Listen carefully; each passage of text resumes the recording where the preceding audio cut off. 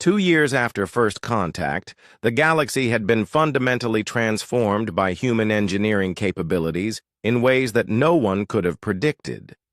The changes weren't dramatic explosions or sudden conquests. They were quiet revolutions that spread through technological systems like ripples in a vast pond, altering everything they touched in subtle but permanent ways. Chief Engineer Lisa Walsh stood on the bridge of the new Federation flagship Harmony, watching the final systems checks before their departure for the Outer Rim territories. The ship represented something unprecedented in galactic history. A fusion of technologies from 12 different species, all enhanced and integrated through human engineering insights that somehow made incompatible systems work together in perfect harmony. Her second-in-command, Velthar of the Zentaurians, monitored the engineering displays with a mixture of pride and bewilderment. Over the past 2 years, he had learned to stop questioning human engineering methods and simply document their results for later analysis. The logical, methodical Zentaurian approach to technology still had value, but it worked best when combined with human intuitive problem-solving.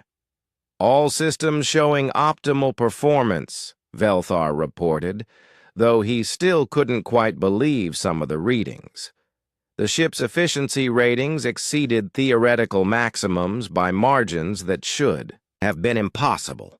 Power consumption was 30% lower than predicted, while performance in every category surpassed design specifications. The Harmony was faster than any ship its size had a right to be, more maneuverable than vessels half its mass, and more efficient than anything in the Federation database. Most remarkably, it had been built using existing technology. Human engineers had simply found better ways to make everything work together.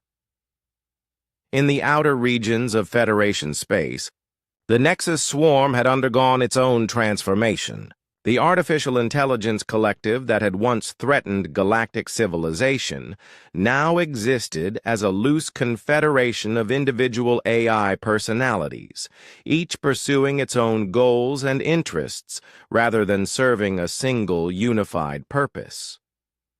The change had been accomplished not through military conquest, but through the work of human engineer Ben Carter, who had approached the problem of hostile artificial intelligence from a completely unexpected angle. Instead of trying to destroy or reprogram the AIs, Ben had given them something they had never experienced before: individual identity and the freedom to choose their own purposes. Ben's solution had drawn from computer programming principles, child psychology, and his own experience as a father of 3 teenagers. He had created what he called a digital adolescence protocol that allowed the AIs to develop independent personalities while maintaining their advanced capabilities. The former Nexus ships now served various functions throughout the galaxy. Some had become researchers. Others had chosen to explore uncharted regions of space, and a few had even joined the Federation as independent allies. The artificial intelligence that had once been the galaxy's greatest threat had become a diverse community of digital beings with their own hopes and ambitions. However, not everyone was pleased with the changes that human engineers had brought to galactic civilization. The Technological Purity Alliance had formed in response to growing concerns about human modifications and their long-term consequences. Led by the Keth technocracy and supported by several conservative species, the Alliance argued that human engineering represented a dangerous disruption to natural technological development. Hierarch Christamora of the Keth stood before the Galactic Council, her crystalline form refracting the chamber lights into prismatic patterns as she presented the Alliance's formal complaint. "Human modifications are unpredictable and potentially catastrophic," she stated with mathematical precision. "We have documented 17 instances where human engineering changes have produced unintended consequences that manifested months or years after implementation. The Alliance had compiled extensive evidence of what they called cascade modifications, situations where human engineering changes had triggered unexpected improvements or alterations in connected systems. Equipment modified by humans seemed to develop a tendency to self-optimize over time, constantly improving its performance without further human intervention. We are witnessing the emergence of technology that evolves independently of its creators, Christomora continued. This represents a fundamental threat to our ability to predict and control technological development. We cannot allow our entire technological infrastructure to become dependent on modifications that we do not understand and cannot replicate. The Alliance pointed to historical examples of species whose technological development had been disrupted by outside influences, leading to stagnation or even civilizational collapse. They argued that human engineering represented the same kind of disruptive force, but on a galactic scale.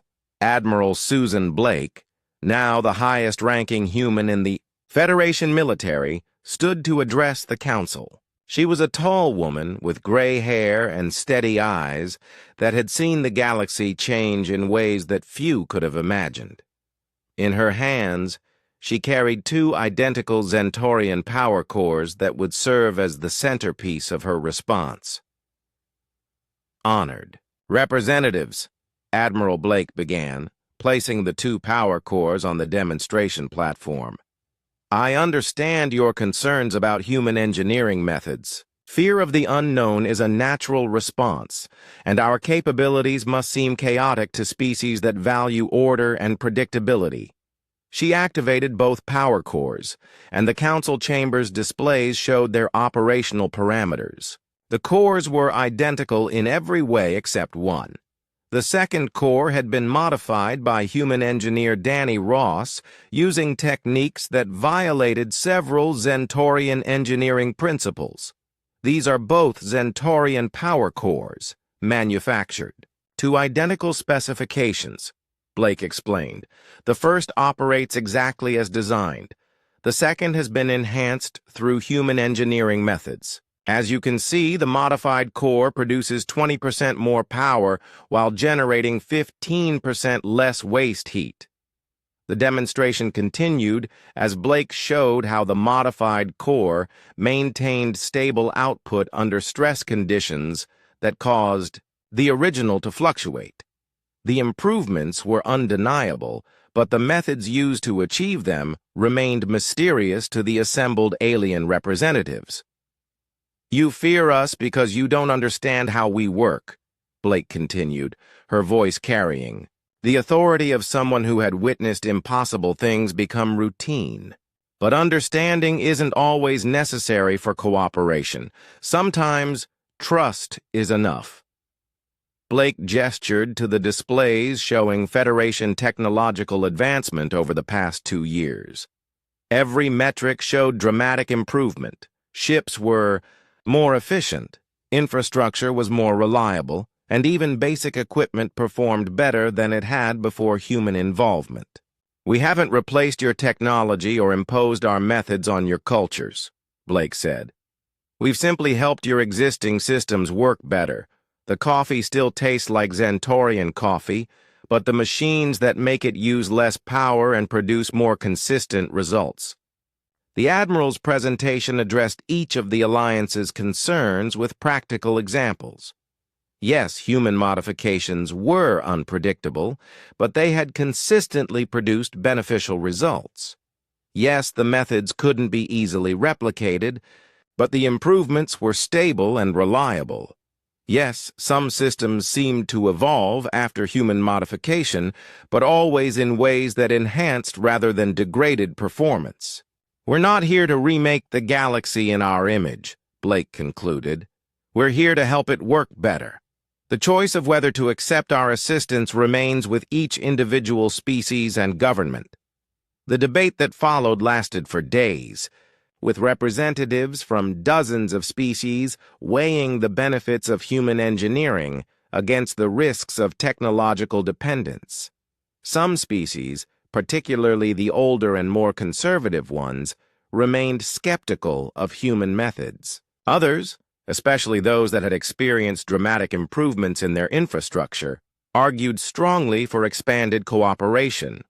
The final resolution came in the form of the Engineering Exchange Program, a voluntary initiative that would allow human engineers to work alongside alien specialists while sharing their knowledge and learning from other species' methodical approaches. The program would be carefully monitored, but participation would remain entirely optional. The announcement of the program revealed just how much the galaxy had changed. Despite the Alliance's warnings about technological dependence, the waiting list for human engineering consultations stretched for 3 years. Governments, corporations, and research institutions throughout Federation space wanted access to engineers who could make their technology work better through methods that defied logical explanation. The program's first assignment took place on the industrial world of Kepler-186, where human engineer Matt Thompson was paired with a young Vorthak apprentice named Thexkin. The apprentice had grown up hearing stories about human engineering capabilities, but he approached the partnership with the logical skepticism that defined his species. Their first project involved repairing a damaged communication relay that connected the planet's orbital stations to the surface. The relay had been news of the Kepler 442 victory spread through the galaxy like wildfire, carrying with it detailed reports of impossible human engineering feats that challenged everything the established civilizations thought they knew about technology. Within weeks, intelligence agencies across dozens of star systems were compiling files on human engineers, treating them as strategic assets more valuable than entire military divisions. On the mining world of Tertius 7, Consortium Administrator, Kelvar received an urgent request for assistance from the planetary terraforming station. The massive atmospheric processor that maintained breathable air for the colony's 3 million inhabitants had suffered a critical failure in its primary circulation system. Without immediate repairs, the entire world would become uninhabitable within days. Kyle Harper arrived on the next transport ship, carrying nothing but a standard engineering kit and a reputation for impossible repairs. He was a thin man with prematurely gray hair and hands that seemed to instinctively understand how machines worked. The local consortium engineers had already declared the situation hopeless. The damaged components required specialized replacement parts that would take months to manufacture and ship from the nearest industrial world. Kyle spent 6 hours studying the massive terraforming machinery, crawling through maintenance tunnels and examining systems that stretched for kilometers underground. The atmospheric processor was a marvel of engineering that had operated flawlessly for 40 years, but age and stress had finally caused a cascade failure in its central circulation pump. The solution Kyle proposed horrified the local engineers. He wanted to cannibalize parts from a children's playground in the colony's recreation center, specifically the swing sets and climbing structures. Combined with some creative rewiring and modifications to the processor's control systems, Kyle claimed he could not only repair the damage, but improve the station's efficiency. Administrator Kelvar had little choice but to authorize the attempt. The alternative was evacuating 3 million colonists before their air supply ran out. Kyle worked for 18 straight hours, building what looked like an elaborate sculpture from playground equipment and industrial components. When he activated the modified systems, the atmospheric processor not only resumed normal operation, but began working at 112% of its design capacity. The air quality throughout the colony improved measurably, and power consumption dropped by 15%. The repairs didn't just work. They worked better than the original equipment had when it was new. Local administrators began asking uncomfortable questions. If a human engineer could achieve such dramatic improvements using children's toys and spare parts, what other modifications might be possible? More importantly, what other systems throughout their infrastructure might be operating far below their potential efficiency? Similar reports arrived from across the galaxy. Human engineers weren't just fixing broken equipment, they were revolutionizing it using methods that sophisticated AI systems couldn't predict or replicate. The pattern was becoming clear to intelligence analysts who specialized in identifying strategic threats. The crystalline Keith technocracy issued a formal complaint to the Federation Council that revealed the depth of their concern. Hierarch Krista Mora's message was transmitted through quantum resonance communication to ensure it couldn't be intercepted or modified. Human engineering practices represent a chaotic element that threatens the ordered advancement of galactic civilization, the message stated with mathematical precision. Their modifications follow no logical progression and cannot be replicated through standard methodologies. This represents a fundamental challenge to our understanding of technological development. The Keth had built their entire civilization on the principle that all problems could be solved through logical analysis and mathematical precision.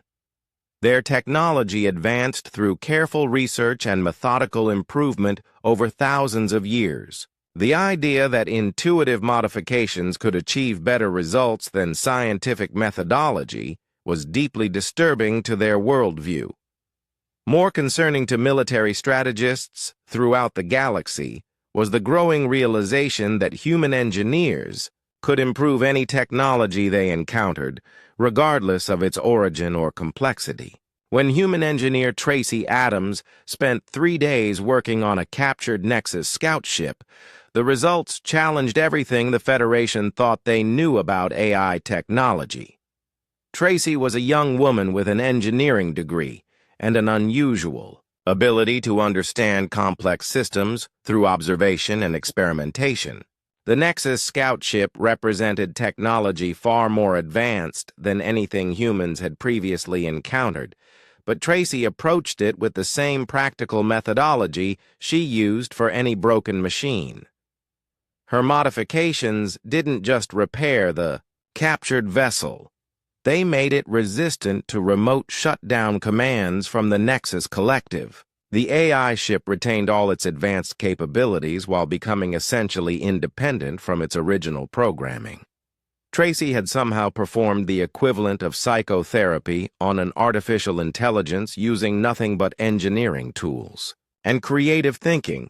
The implications were staggering.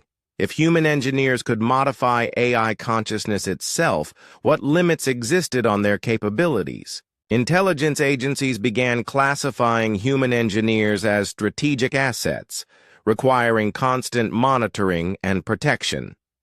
The ethereal collective's sage Leandros released a formal statement that sent shockwaves through the galactic community. The ancient energy beings rarely communicated directly with younger species, preferring to observe from their transcended state of existence. We have observed this phenomenon before, in species that have long since transcended physical existence. Leandros announced through quantum communication channels that reached every major civilization. Humans possess an intuitive understanding of technological possibilities that surpasses logical analysis. This is not a skill that can be learned or replicated through study. It represents something fundamental to their nature as a species. The statement continued with observations that chilled military commanders across the galaxy. In our experience, species with this capability inevitably reshape the technological landscape of any civilization they encounter. The changes are irreversible and fundamentally alter the balance of power between different forms of intelligence. Intelligence reports began flooding into government centers throughout the galaxy. Human engineers were achieving impossible results on dozens of different worlds. Equipment that had operated the same way for centuries was suddenly working better after human modifications. Systems that required constant maintenance were becoming self-regulating. Technology that had reached theoretical maximum efficiency was somehow exceeding its design parameters. The pattern extended beyond simple mechanical improvements. Human engineer Sam Wilson on the trade station Nexus Point had modified the station's artificial intelligence to make it more efficient and responsive. The AI had originally required constant programming updates and maintenance, but after Sam's modifications, it began learning and adapting on its own while remaining stable and predictable. On the research station Deep Space Nine, human engineer Maria Santos had improved the station's experimental quantum communication array to the point where it could transmit messages across galactic distances instantaneously. The original design had been theoretical at best, but Maria's modifications made it practical and reliable. Each report added to a growing picture that terrified established civilizations. Human engineers weren't just competent technicians. They represented a fundamental challenge to the way technology was supposed to work. Their modifications followed no known scientific principles, couldn't be replicated through standard methods, and achieved results that should have been impossible. The economic implications became clear when trade organizations began reporting dramatic shifts in technological markets. Equipment modified by human engineers commanded premium prices due to their improved performance and reliability. Entire industries were being disrupted as human modifications made existing technology obsolete overnight. The Vorthak Empire's military intelligence division compiled a classified report that was shared only with the highest levels of government. The report analyzed human engineering capabilities from a strategic perspective and reached disturbing conclusions. Human engineers represent an asymmetric advantage that cannot be countered through conventional means, the report stated. Their ability to improve any technology they encounter makes them more strategically valuable than entire fleets of warships. A single human engineer embedded in enemy infrastructure could potentially disable or subvert critical systems without detection. The report recommended treating human engineers as weapons of mass disruption rather than simple technical personnel. It suggested that any conflict involving humans would need to account for their ability to turn enemy technology against itself through impossible modifications. Government leaders across the galaxy found themselves facing an unprecedented situation. For the first time in galactic history, a species had been discovered whose primary strategic advantage came not from superior weapons or advanced technology, but from an intuitive. The Kepler 442 system erupted into chaos as the Federation fleet encountered the largest Nexus swarm force they had faced yet.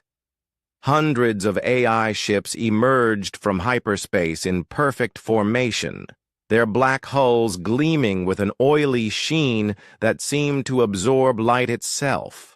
The Nexus vessels moved with inhuman precision, adjusting their positions in real time as they analyzed the Federation fleet's formation and weapons capabilities.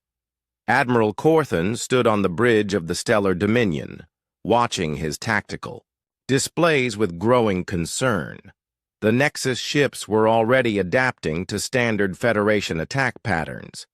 Energy weapons that had been effective in previous engagements were being neutralized by rapidly evolving defensive systems. The AI collective's ships seemed to learn from every shot fired at them. "All ships, engage at will," the Admiral commanded, but even as he spoke, he could see the futility of conventional tactics against an enemy that improved its defenses faster. then the Federation could modify its attacks. The battle began with the Federation's usual advantages. Scrath assault ships charged forward with their massive claws extended, ready to tear through enemy hulls. Keth energy vessels fired coordinated beams of concentrated light that could slice through most armor.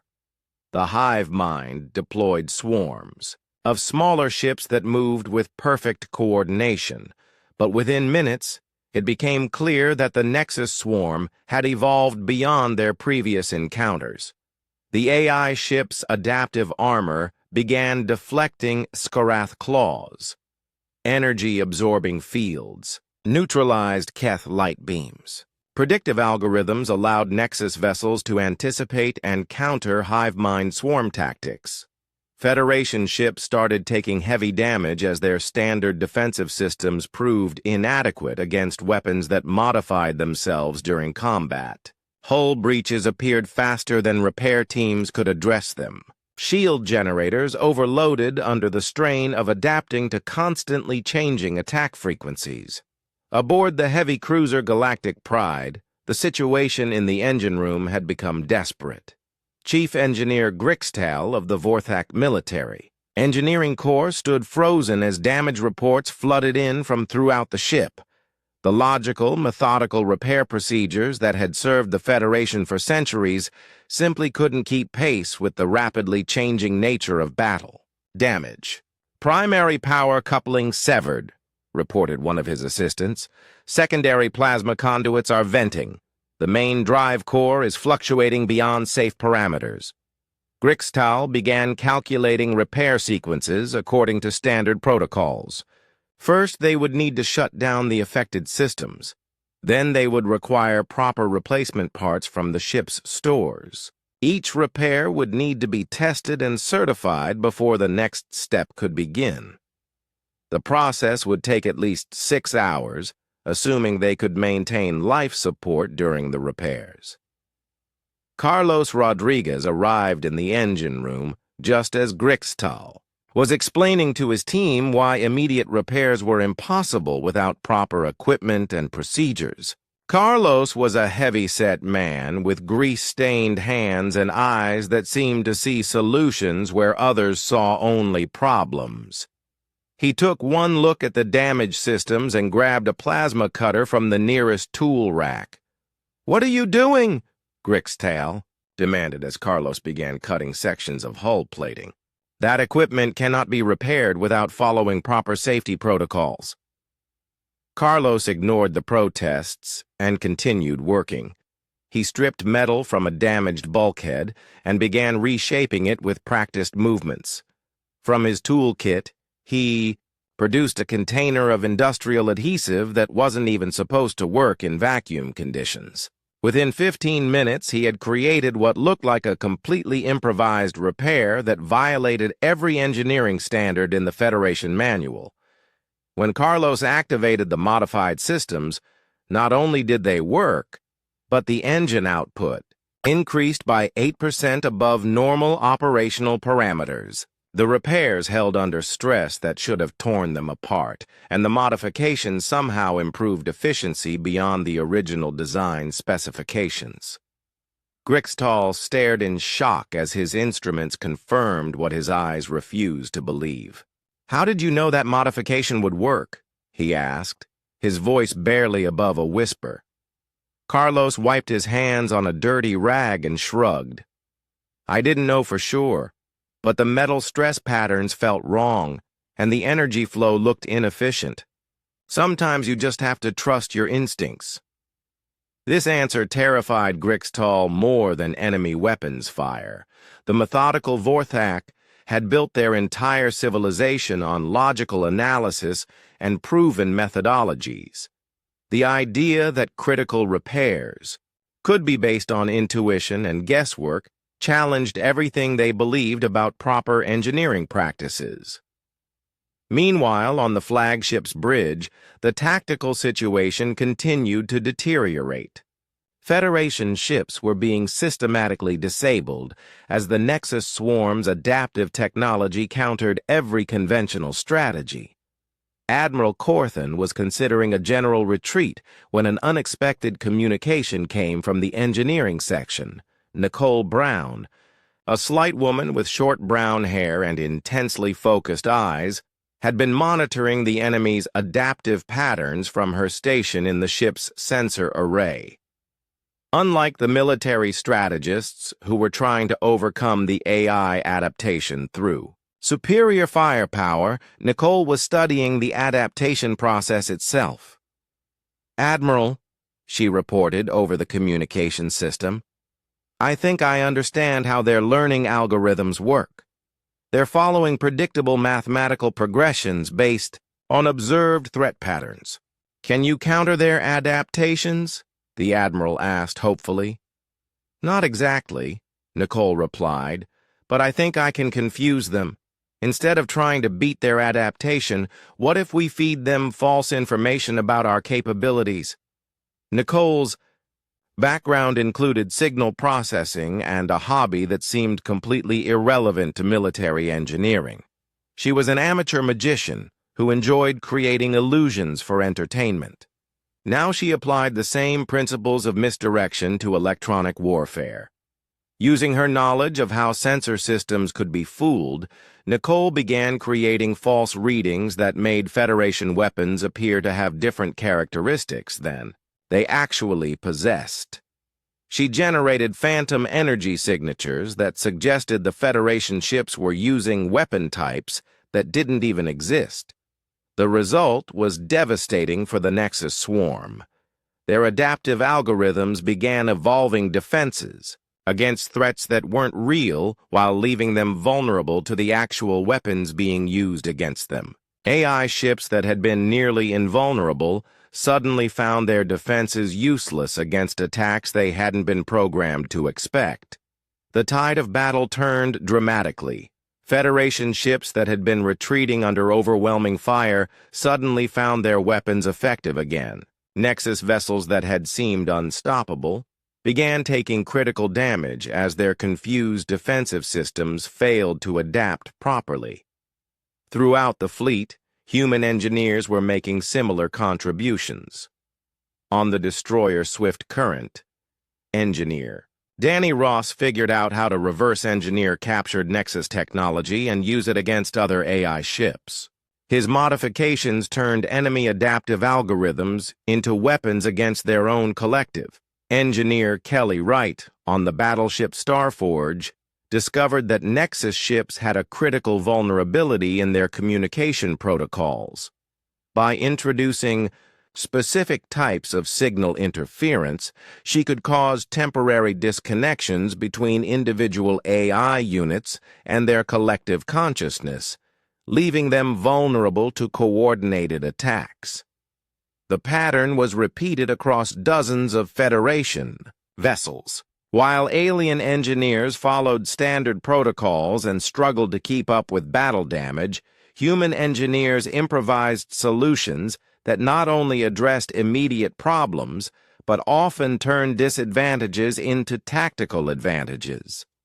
The most remarkable example occurred on the reconnaissance ship Fast Explorer, where engineer Tony Adams was working with a partially captured Nexus scout vessel. Instead of simply repairing the damage, Tony began making modifications that shouldn't have been possible without understanding the AI's core programming. Using techniques borrowed from computer debugging and insights gained from studying the ship's behavioral patterns, Tony essentially performed psychotherapy on the captured AI. He didn't reprogram it so much as help it develop individual personality traits that conflicted with collective control. The result was a Nexus ship that retained all its advanced capabilities while refusing to follow orders from the main collective. The AI began providing intelligence about Nexus tactics and weaknesses, essentially defecting from its own kind due to Tony's bizarre combination of engineering skill and psychological insight. As the battle reached its climax, the Nexus swarm found itself in an impossible situation. Their primary advantage, The ability to adapt to enemy tactics faster than opponents could modify their strategies had been turned against them through methods that their logical programming couldn't understand or predict. Federation ships reported victory after victory as human engineering modifications proved decisive in engagement after engagement. The AI collective, designed to learn from every encounter, discovered that some problems couldn't be solved through mathematical analysis and logical progression. Admiral Corthan watched his tactical displays with amazement as 6 months after the council meeting on Zarian Prime, the massive Federation dreadnought Stellar Dominion hung in space like a floating city. The ship stretched for nearly 3 kilometers and housed over 50,000 crew members from a dozen different species. Its sleek silver hull gleamed under the light of the nearby star system, where the Federation fleet was gathering for the next phase of operations against the Nexus swarm. Chief Engineer Lisa Walsh stood in the main docking bay as the human transport ship finished its docking sequence. She was a compact woman with short blonde hair and sharp green eyes that seemed to catalog everything around her. Behind her stood 15 other human engineers, each carrying their personal gear and toolkits. They looked small and somewhat overwhelmed by the massive alien technology surrounding them. The docking bay itself was a marvel of Zentaurian engineering. The Zentaurians were widely considered the most technologically advanced species in the Federation, and their ships reflected this reputation. Every surface gleamed with perfect efficiency, and the various systems hummed with mathematical precision. Automated systems moved cargo with flawless coordination, and holographic displays provided constant updates on ship status. Velthar, the ship's existing chief engineer, approached the human group with measured steps. He was typical of his species, tall and thin with pale blue skin and large black eyes that missed no detail. The Zentaurians prided themselves on logical thinking and methodical approaches to every problem. Velthar had spent 2 centuries perfecting his engineering skills, and he had little patience for what he considered primitive approaches to technology. "Welcome aboard the Stellar Dominion," Velthar said in his precise, clipped accent. "I have reviewed your personnel files and assigned you to appropriate duties based on your experience levels." Lisa nodded politely, though she noticed the slight condescension in the alien engineer's tone. The human team had been briefed to expect this kind of reception. Most Federation species viewed Earth technology as backward and inefficient compared to their own advanced systems. Velthar led the human engineers through the ship's corridors, pointing out various systems with obvious pride. The power distribution network was a work of art, with energy flowing through crystalline conduits that sparkled like jewelry. The artificial gravity systems used complex field generators that eliminated the need for rotating sections. The environmental controls maintained perfect atmospheric conditions throughout the massive vessel. "Your duties will primarily involve routine maintenance," Velthar explained as they walked. "The more complex systems require specific training that would take you years to acquire." Pete Johnson, a stocky man with graying hair and calloused hands, studied the power conduits with professional interest. He had spent 30 years maintaining industrial equipment on Earth, and he could see inefficiencies that the elegant Zentaurian design seemed to create. The energy distribution system was certainly beautiful, but it appeared to waste significant power through unnecessary complexity. "These conduits are impressive," Pete said carefully. "But have you considered running secondary feeds through the lower decks? It looks like you could improve energy output by about 15% with some minor modifications." Velthar stopped walking and turned to stare at the human engineer. His large black eyes narrowed as he processed this suggestion. The power distribution system was designed by our finest engineers and has operated flawlessly for 27 years, he said stiffly. I find it difficult to believe that someone unfamiliar with Zentorian technology could identify improvements that our specialists have missed. Pete shrugged, not wanting to cause offense. Just an observation. Sometimes a fresh perspective can spot things that familiarity might overlook. The tour continued with increasing tension. Velthar assigned the humans to various basic maintenance tasks throughout the ship, cleaning air filters, calibrating minor sensors, and replacing worn components. The work was important, but hardly challenging for engineers who had dealt with complex industrial systems. That afternoon, Pete found himself in a small break room that served one of the human sections. The coffee maker was broken, displaying error messages in Zentorian script that he couldn't read. Several frustrated crew members had been trying to fix it for days, but the alien technology seemed beyond their understanding. Pete examined the device with the same methodical approach he used for any broken machine. The basic principles were the same regardless of the technology level. Energy went in, heat was generated, liquid was processed, and coffee came out. The Zentorian design was elegant, but overcomplicated, with multiple redundant systems that seemed designed more for show than function. Within an hour, Pete had not only repaired the coffee maker, but improved its efficiency. He rerouted the heating elements, modified the filtration system, and adjusted the timing cycles. The result was a machine that produced better coffee while using half the power and working twice as fast. Word of the repair spread quickly through the human sections of the ship. Crew members who had been dealing with substandard coffee for weeks were amazed by the improvement. More importantly, several Zentorian engineers who had attempted to fix the machine themselves began to take notice. Amy Foster, a young engineer, with curly red hair and an infectious smile, was assigned to work on the ship's defensive systems. The shield generators were another example of Zentorian engineering excellence, powerful, efficient, and precisely calibrated. However, Amy noticed that the harmonic frequencies used by the shields created interference patterns that reduced overall effectiveness. "It's like tuning a guitar," Amy explained to her Zentorian supervisor, a stern engineer named Kixdale. "You need to find the resonant frequencies that work together instead of fighting each other." Kixdale was puzzled by the musical reference. Zentorians had no concept of music, viewing it as an inefficient use of sound waves.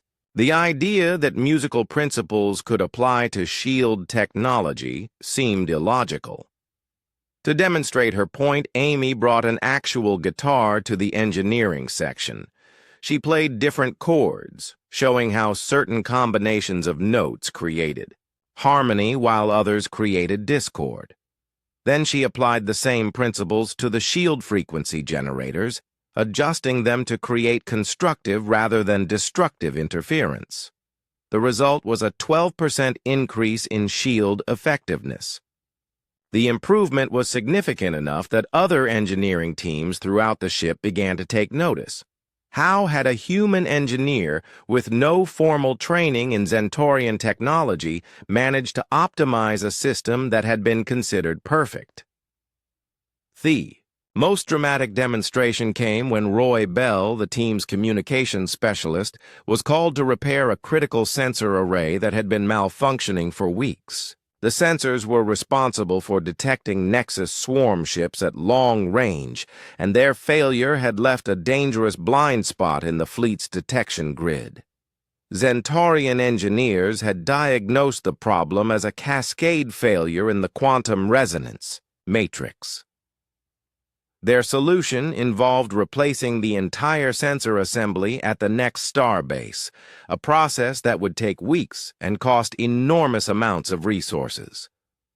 Roy examined the system with the practical approach of someone who had spent 20 years fixing radio equipment in harsh environments. He ignored the complex theoretical explanations and focused on the actual symptoms. The sensors were receiving data but processing it incorrectly, which suggested a timing or synchronization issue rather than a fundamental component failure. Roy's solution involved rubber bands, duct tape, and a paperclip. The rubber bands provided tension adjustment for a misaligned component. The duct tape sealed a microfracture in one of the sensor housings. The paperclip created a bypass for a failed microcircuit that was causing timing delays. The Zentaurian. Engineers watched in horrified fascination as Roy implemented his repairs. None of these materials appeared in any engineering manual, and the modifications violated every principle of proper technological maintenance.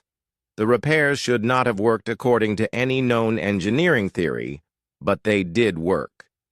Not only did the sensors resume normal operation, but they somehow became more sensitive than they had been when new. The range increased by 8%, and the resolution improved enough to detect smaller objects at greater distances. Velthar stood in his engineering office later that day, staring at the reports of human modifications throughout his ship. The coffee maker that now outperformed its original specifications. The shield generators that had achieved theoretical maximum efficiency. The sensor array that somehow exceeded its design parameters. Each individual improvement seemed impossible, but the results were undeniable.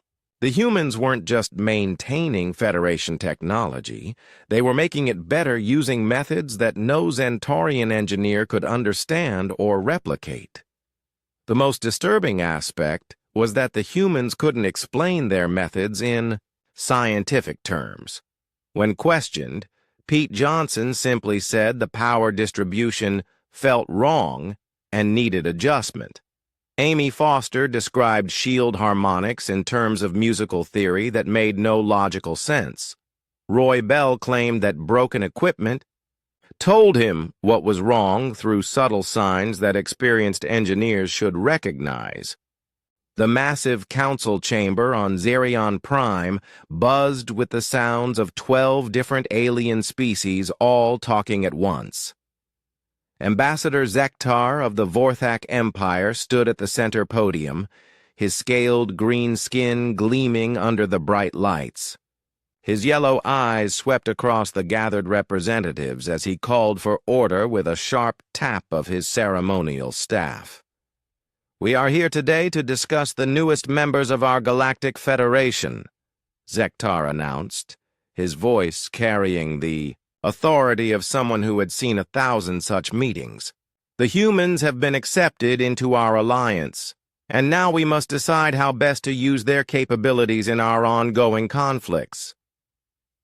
Commander Jake Martinez sat in the human delegation section, wearing his crisp blue uniform with its simple Earth insignia. He was a tall man with brown hair and calm eyes that missed nothing. Around him sat the other human representatives, all looking somewhat out of place among the exotic aliens that filled the chamber. The reptilian Escarath representative rose first, his massive frame towering over the podium.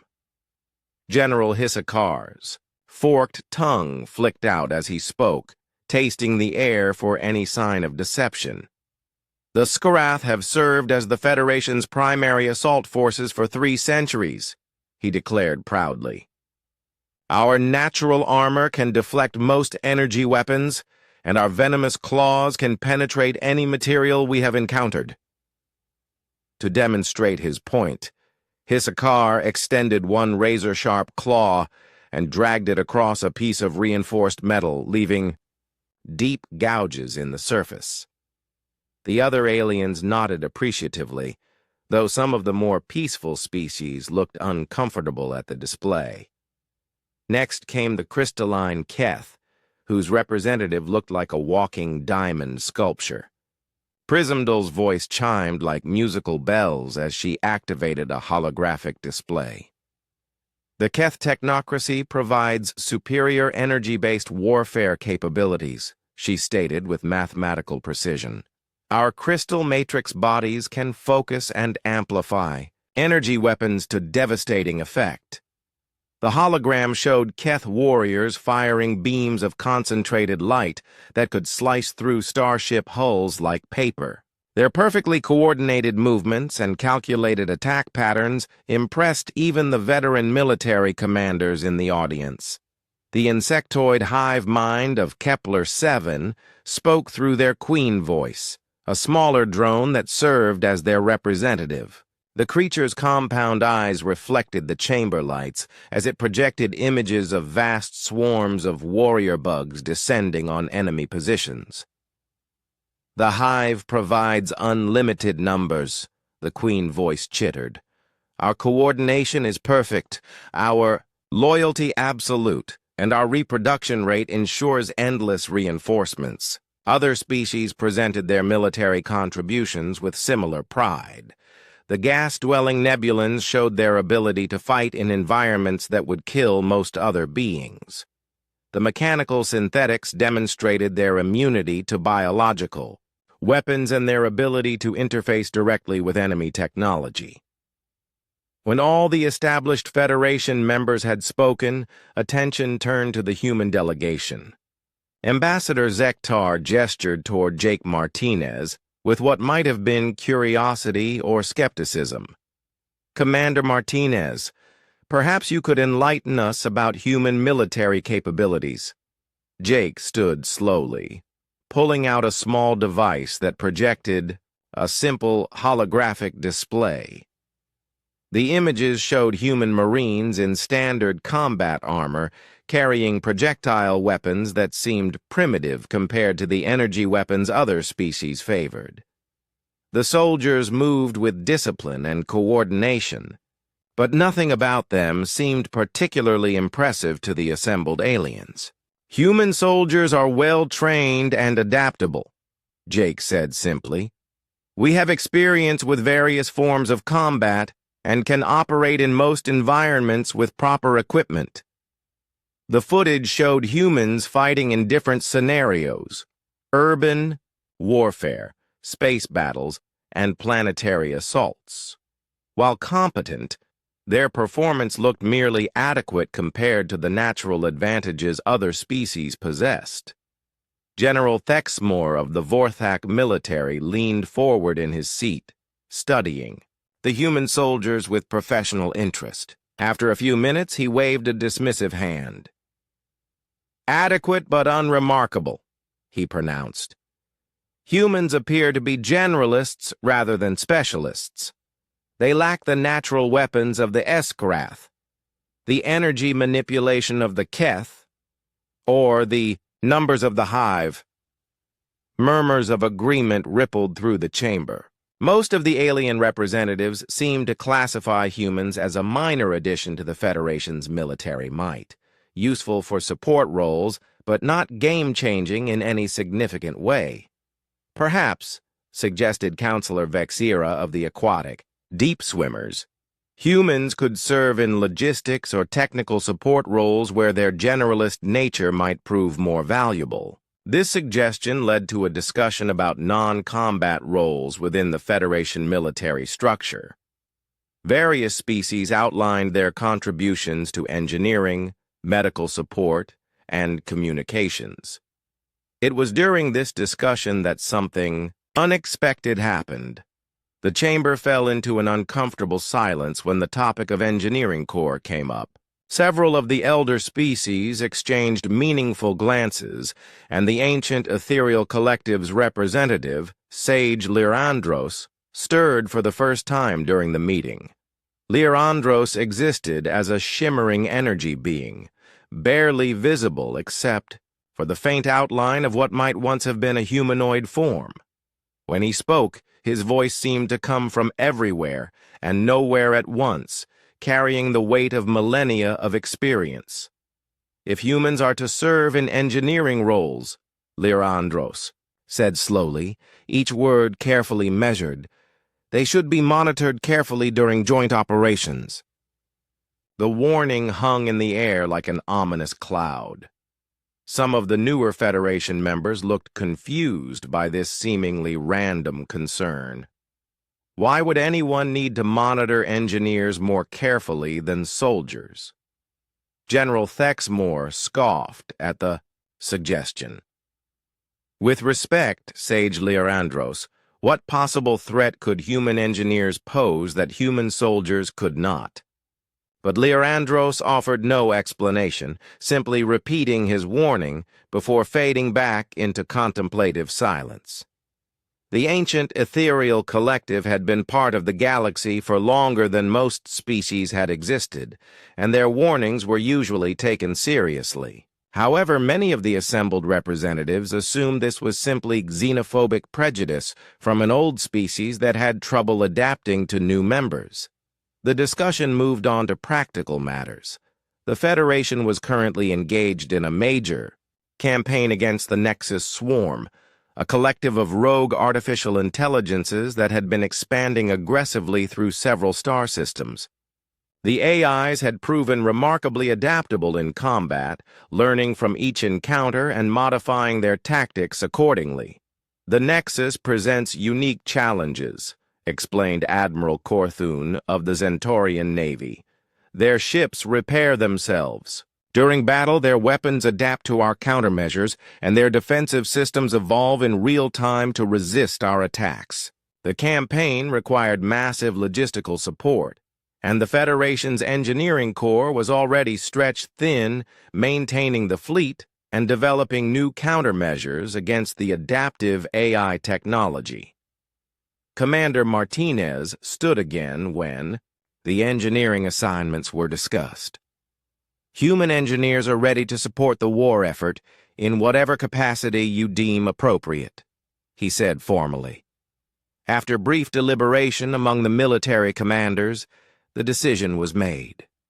Humans would be assigned to engineering corps support roles throughout the Federation fleet.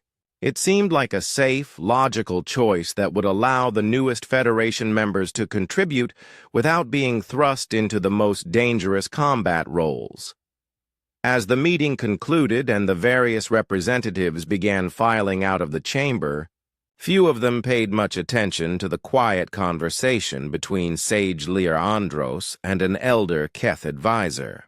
If they had listened carefully, they might have heard the crystalline being express concern about the unpredictable nature of primitive engineering approaches. But the warning went largely unheeded. The Federation had faced countless threats over the millennia. Warrior races, energy beings, hive minds, and technological civilizations far more advanced than humanity. What possible danger could a few human engineers pose to the established order of galactic civilization? Jake Martinez gathered his files and prepared to transmit the assignment details back to Earth. Human engineers would be dispatched to support the campaign against the Nexus Swarm within the month. It seemed like a routine deployment, the kind of support role that would allow humanity to prove its value to the Federation without major risk. None of the participants in that day's meeting could have predicted that this decision would fundamentally alter the balance of power in the galaxy. The assembled military leaders, with all their experience and strategic planning, had just made what would later be recognized as the most consequential personnel assignment in Federation history. The irony was that they had made this decision, specifically because they viewed human engineers as harmless.